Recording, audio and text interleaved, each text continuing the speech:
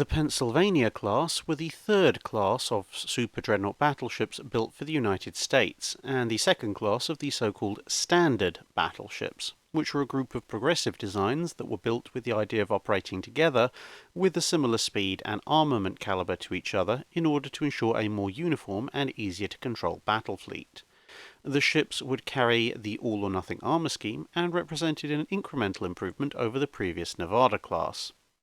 The class consisted of a pair of ships, USS Pennsylvania and USS Arizona, and were armed with 14-inch guns. These were held in 4 triple turrets, a pair super-firing forward and a pair super-firing aft, for a total of 12 guns.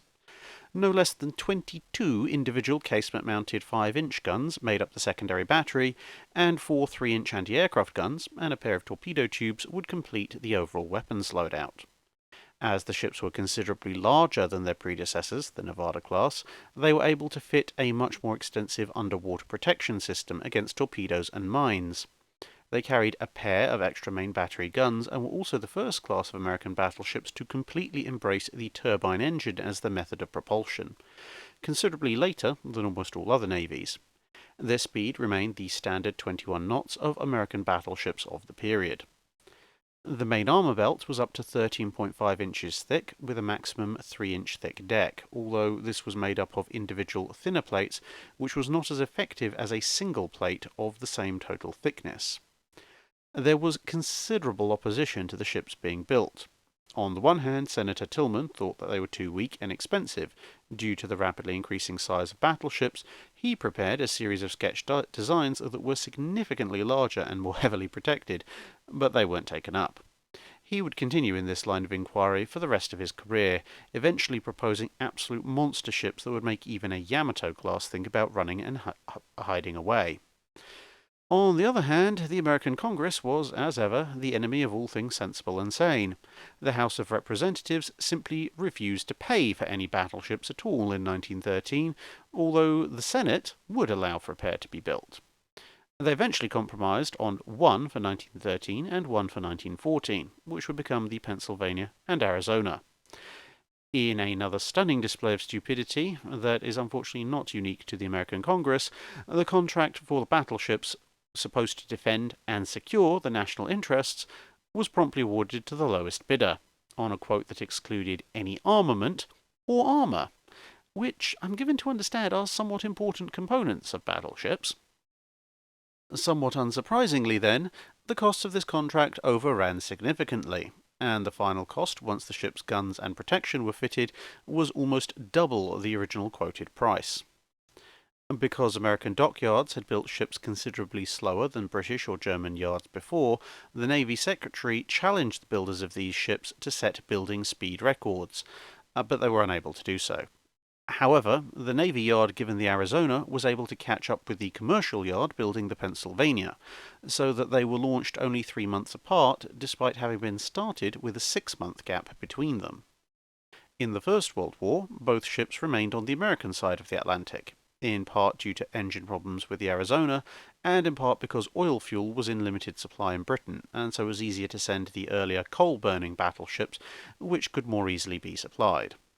After the armistice, both ships were sent across the Atlantic, with Pennsylvania escorting the President's transport ship for the peace conference. After the war, both ships would then be sent to the Pacific and receive extensive modernization in the early 1930s.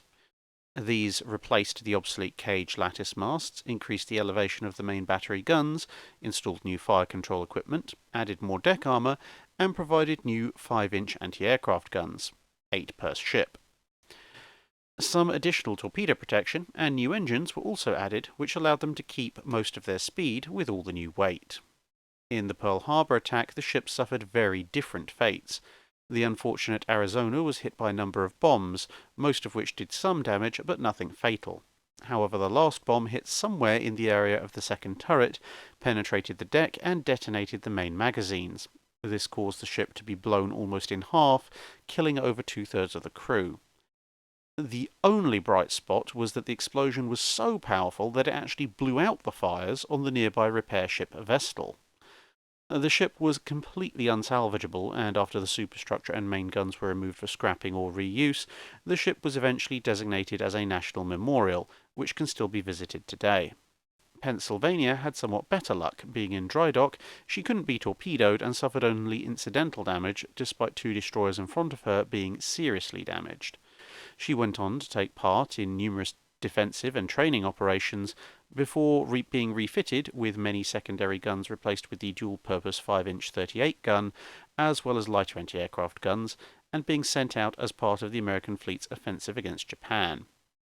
Her primary role in this phase of her career was shore bombardment and air defense. She was present at the Battle of Surigao Strait, but due to older fire control equipment and radar, she did not engage. Right near the end of the war, she received an overhaul with even more anti-aircraft firepower and new gun barrels, but ironically would then be torpedoed on the 12th of August 1945 by a Japanese aircraft. Luckily, a pair of salvage tugs were nearby, and the extensive flooding was just about brought under control. However, due to the extensive damage and her age, it was not considered economical to repair her, and instead she was used as a target vessel in the atomic bomb testing, surviving this only to eventually be sunk in February 1948 as a radioactive hazard. That's it for this video. Thanks for watching. If you have a comment or suggestion for a ship to review, let us know in the comments below. Don't forget to comment on the pinned post for dry dock questions.